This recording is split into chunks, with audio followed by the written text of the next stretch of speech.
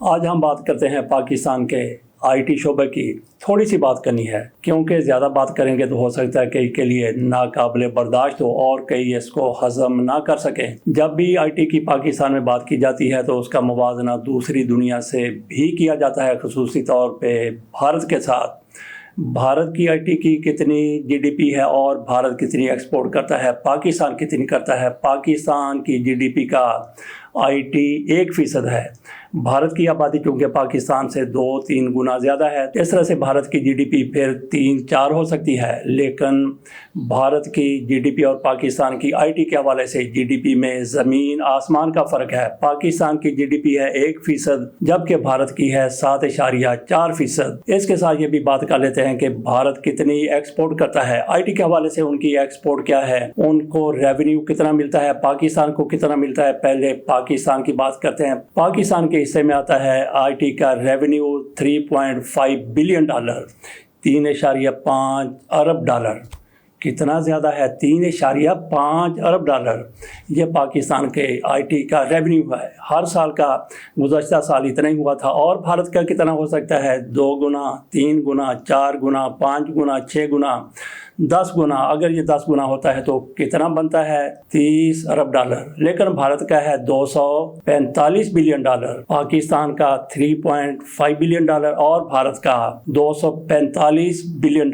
زمین آسمان سے بھی زیادہ کا فرق ہے۔ بھارت اتنی زیادہ کیسے آئی ٹی ایکسپورٹ کر لیتا ہے اور بھارت کو اتنا زیادہ ریونیو کیسے آ جاتا ہے، اس کی وجہ سادہ سی وجہ ہے، بھارت کی طرف سے آئی ٹی کی ایکسپورٹ پر پورا فوکس کیا جاتا ہے، پوری توجہ دی جاتی ہے، جبکہ پاکستان میں اس شعبے کو نظر انداز کیا جاتا ہے، اگنور کیا جاتا ہے۔ حکومتی سطح پر ٹیکس لگانے کے بارے میں سوچا جاتا ہے، اور جہاں تک کہ سہولت دینے کی بات ہے تو اس پر قطعی طور پر کچھ بھی حکومت کی طرف سے نہیں کیا جاتا، قطعی طور پر نہیں کیا جاتا، کوئی سہولت نہیں دی جاتی، کوئی ریلیف نہیں دیا جاتا۔ جبکہ بھارت میں سالانہ 10 لاکھ، 1 لاکھ نہیں، 2 لاکھ نہیں، بلکہ 10 لاکھ لوگ بھارت سے باہر بھیجے جاتے ہیں دوسرے ممالک میں ٹرینڈ کر کے، تربیت دے کے۔ پاکستان میں ہو سکتا ہے کہ اس سے زیادہ جاتے ہوں، لیکن کون سے جاتے ہیں جن کا پاکستان میں کوئی روٹی روزگار کا ذریعہ نہیں ہے۔ کچھ بھاگ کے چلے جاتے ہیں، کوئی بیکری کے لیے چلے جاتے ہیں، کوئی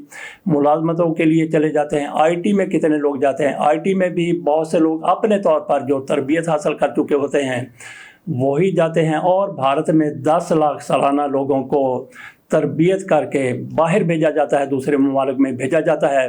تو یہی وجہ ہے کہ بھارت برطانیہ سے بھی آگے چلا گیا۔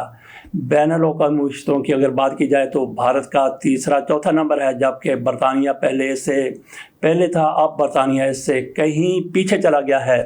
تو بھارت کی طرف سے اس شعبے پر توجہ دی جاتی ہے۔ پاکستان میں ایسا نہیں ہوتا، کیوں نہیں ہوتا تو یہ ہمارے حکمران بتا سکتے ہیں۔ بہرحال پاکستان میں آئی ٹی کے لوگوں کے لیے روشن مستقبل ہے۔ تو اس حوالے سے پاکستان میں کیا کوتاہیاں ہوتی ہیں، کیا 2 نمبریاں ہوتی ہیں، اس پر بھی بات کرتے ہیں۔ لیکن سلیم حیدر صاحب جو گورنر پنجاب ہیں، ان کی طرف سے ایک بہت اچھا اقدام اٹھایا گیا، ان کے ساتھ رابطہ کیا گیا آئی ٹی کے کچھ لوگوں کا۔ ایک تو بدر اینڈ بدر لا ہیں اور دوسرے ہیں ٹیک ٹائٹنز، ان 2 کی طرف سے ایک مشترکہ لاہ عمل اختیار کیا گیا اور گورنر کے ساتھ سی اوز کی اور ایچ آرز کی ملاقات کروائی گئی۔ پاکستان میں بڑی بڑی آئی ٹی کمپنیز کے سی اوز کو اور ان کے ایچ آرز کو اکٹھا کیا گیا تو گورنر صاحب کے ساتھ ان کی ملاقات کروائی گئی۔ گورنر صاحب کی طرف سے اس موقع پر کسی بھی قسم کی حکومتی سطح پر ان لوگوں کو یقین دہانی کروائی گئی کہ اس شعبے کو آگے لے جانے کے لیے حکومت جو بھی کر سکے گی وہ کریں گے۔ اس کے ساتھ ساتھ انہوں نے اپریشیٹ کیا کہ آپ کی وجہ سے پاکستان میں ملازمتوں کے دروازے بھی کھلے ہیں اور پاکستان میں ایکسپورٹ بھی بہتر ہو رہی ہے۔ پاکستان میں ریونیو چلے $3.5 بلین ہی صحیح، کچھ نہ کچھ تو آ رہا ہے۔ بات ہم نے کی تھی کہ اس شعبے کو کس طرح سے نظر انداز کیا جاتا ہے۔ یہ تو ایک گورنر صاحب ہیں جو علامتی طور پر کسی صوبے کے حکمران ہوتے ہیں، لیکن اصل حکمرانی ہوتی ہے وزیر اعلیٰ کے پاس۔ اصل چیف ایگزیکٹو صوبے کا وزیر اعلیٰ ہوتا ہے، اور آج کل مریم نواز شریف صاحبہ وزیر اعلیٰ ہیں۔ وزیر اعلیٰ اور گورنر کے مابین مثالی کوآرڈینیشن ہونا چاہیے، لیکن پنجاب میں ایسا نہیں ہے۔ گورنر صاحب کی الگ لائن ہے، وزیر اعلیٰ صاحبہ کی الگ لائن ہے، اور دونوں ایک دوسرے کے کبھی کبھی تو مقابلہ کے کھڑے ہو جاتے ہیں۔ تو اس حوالے سے ہم چلتے ہیں شازیہ علی کے پاس، وہ آپ کو بتاتی ہیں کہ کون سے ایچ آر ہیں جن کو یہ ایوارڈ دیا گیا ہے، تو اس کے بعد یہ سی اوز کے بارے میں بتائیں گی جن کو ایوارڈ دیا گیا ہے۔ سب سے پہلے ہم جن کے بارے میں بات کرنے جا رہے ہیں وہ ہیں آئی ٹی سیکٹر کے ایچ آرس، جن کو گورنر ہاؤس کی طرف سے، گورنر صاحب کی طرف سے ایوارڈ سے نوازا گیا، جن میں شامل ہے، سب سے پہلے میں اپنا نام لینا چاہوں گی، Shazia Ali, H R Smeaton technologies, Aqsa Durrani, H R nucleus and Shahbaz, Muhammad Nadeem, Anam Chaudhry, Aqsa Chaudhry, Sara Ashraf, Sana Atif, Anam Awan, Ubaida Fayyaz, Sadaf Cheema, Mehreen Anwar and Ahmed Ali Raza. یہ تھے وہ ایچ آر جن کو گورنر ہاؤس کی طرف سے ایوارڈ سے نوازا گیا۔ اب ہم آتے ہیں سی اوز کی طرف، جو آئی ٹی سیکٹر کے سی اوز ہیں جن کو گورنر ہاؤس میں ایوارڈ سے نوازا گیا، جس میں سب سے پہلے نام آتا ہے طاہر فضل، سی او اسمیٹن ٹیکنالوجیز۔ اس کے بعد آتا ہے سید علی اصغر، عبد الباسط، قاسم علی آغا، محمد شہباز، مبشر اقبال، ندیم گجر، فاطمہ فردوس، اویس رضا، سید ثاقب علی، سارہ احمد، امجد ماجد، عبد الوحید، اقصیٰ چودھری، ظہور الہی، میاں عمران ریاض، زاہد رمضان، اویس احمد، علی عباس، حماد نوید، رحیل اقبال، میجر محمد نواز چودھری، اویس زاہد، سلیمان سمیع، عدیل عامر، صادق صابر، محمد رضوان، عثمان جاوید، انم ناز، عظیم اکرم، سلمان نقوی، احمد زیب، محمد علی، محمد اویس منظور، انصر عباس، ازور حبیب، حامد سعید، خلیل احمد، احمد علی رضا، حسن رضا، اویس احمد خان، محمد عرفان خان، رافع، سارہ اشرف، موسیٰ رضا، اویس اشرف، محمد بلال،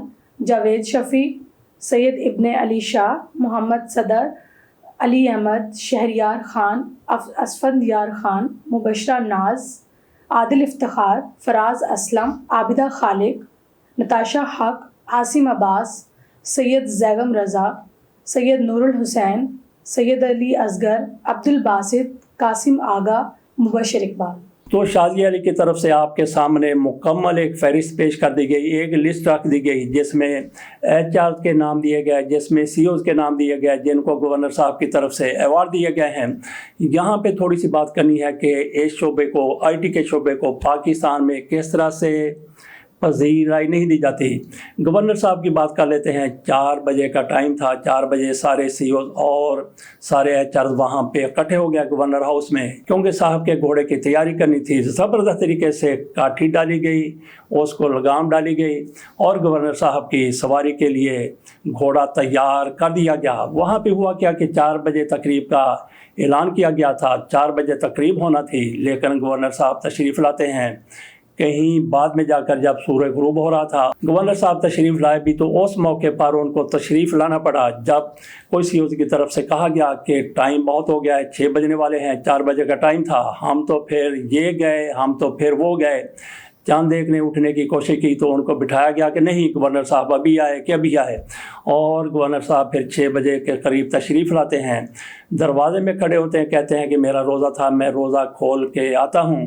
تو گورنر صاحب روزہ کھولنے کے لیے چلے گئے۔ آصف علی زرداری صاحب جو پاکستان کے ماشاءاللہ سے آج کل صدر ہیں، ان کی درازی عمر کے لیے انہوں نے روزہ رکھا تھا، یا پھر ان کی صدارت میں توسیع کے لیے روزہ رکھا تھا، یا پھر بلاول بھٹو زرداری کو وزیر اعظم بنانے کے لیے دعا کی خاطر انہوں نے روزہ رکھا تھا۔ بہرحال روزہ کھول کر وہ تشریف لائے، ان کی طرف سے کہا گیا کہ میرا روزہ تھا، اور ایسی کوئی وجہ نہیں ہے کہ ان کے کہنے پر یقین نہ کیا جائے۔ بہرحال تقریب کا آغاز ہوا، گورنر صاحب کی طرف سے ایوارڈ دیے گئے۔ یہاں پہ یہ بات بھی کرنے والی ہے کہ جس طرح سے مریم نواز شریف صاحبہ اور گورنر صاحب کی آپس میں نہیں بنتی، جب کچھ کالجز کے پرنسپل لگائے جا رہے تھے اور یونیورسٹیز کے وائس چانسلر لگائے جا رہے تھے، اس موقع پر بھی دونوں کے مابین مڈ بھیڑ ہوئی ہے۔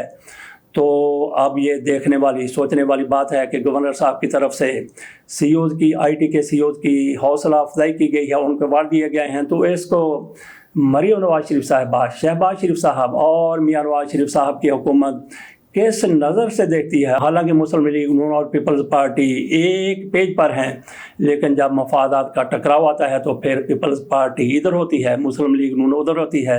तो आईटी के सीईओज़ के लिए, एचआर के लिए जिस तरह से इज़्ज़त का, तौक़ीर का, एहतराम का एहतमाम किया गया गवर्नर साहब की तरफ से, सलीम हैदर साहब की तरफ से, तो हो सकता है कि इस हुकूमत को गुस्सा चढ़ जाए, इश्तिहार में आ जाए और कहें कि पकड़ो इन सीईओज़ को जो गवर्नर के दर पर आ गए, गवर्नर के घर पर आ गए, उनको अवार्ड दिए गए।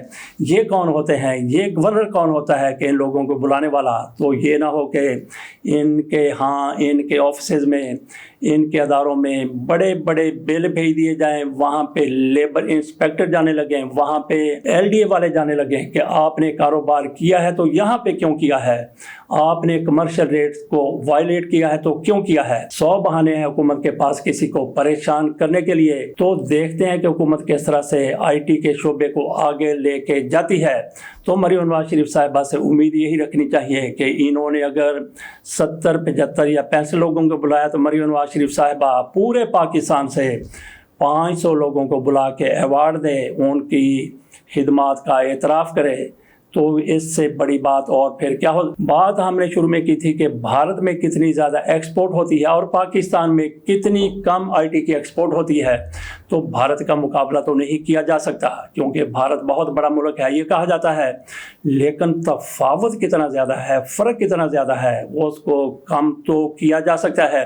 लेकिन कैसे कम किया जा सकता है? सिर्फ इसी सूरत में कम किया जा सकता है जिस तरह से भारत में शोबे को मराद दी जा रही हैं और इस शोबे को आगे बढ़ाने में कोई कसर नहीं छोड़ी जा रही। इसी नहज पर, इन्हीं इक़दामात पर अगर पाकिस्तान भी चल पड़े तो कोई वजह नहीं है कि भारत के हम करीब ना हो सकें। टेक टाइटन्स के सीईओ हसन रज़ा और बदर एंड बदर के अली बदर की तरफ से गवर्नर साहब का शुक्रिया अदा किया गया। यहाँ पे हमने थोड़ी सी बात करनी है कि सीईओ का टाइम वाकई बहुत ज़्यादा कीमती होता है। इनके अगर आप 10 मिनट भी एक सीईओ के इस तरह से ज़ाया कर दें तो 60 वहाँ पे सीईओ मौजूद थे, उनको आप 60 को 10 के साथ ज़रब दें तो आप अंदाज़ा कर सकते हैं कि कितना ज़्यादा टाइम ज़ाया हुआ। और हसन रज़ा की तरफ से इस मौके पर गवर्नर साहब से सिर्फ एक ही दरख्वास्त की गई कि गवर्नर साहब आईटी के शोबे के लिए इंटरनेट को ज़रा अपडेट कर दीजिए। जिस तरह से आजकल ये स्लो हो रहा है और कभी कभी तो बंद हो जाता है, ऐसे मसाइल को हल करने की ज़रूरत है। इस मौके पर गवर्नर सलीम हैदर साहब की तरफ से कहा गया कि हमारे पास जो लोग आते हैं, कोई बिजली के बिलों की बात करता है, कोई किसी मराद की बात करता है, कोई किसी ख्वाहिश का इजहार करता है, लेकिन ये वाहिद ऐसा शोबा है जिन्होंने सिर्फ और सिर्फ बात की है तो इंटरनेट को बेहतर करने की बात की है। और गवर्नर साहब की तरफ से यकीन दिलाया गया कि हर मुमकिन कोशिश की जाएगी कि आपके नेट के मसाइल को हल कर दिया जाए। इसके साथ इजाज़त दीजिए, अल्लाह हाफ़िज़।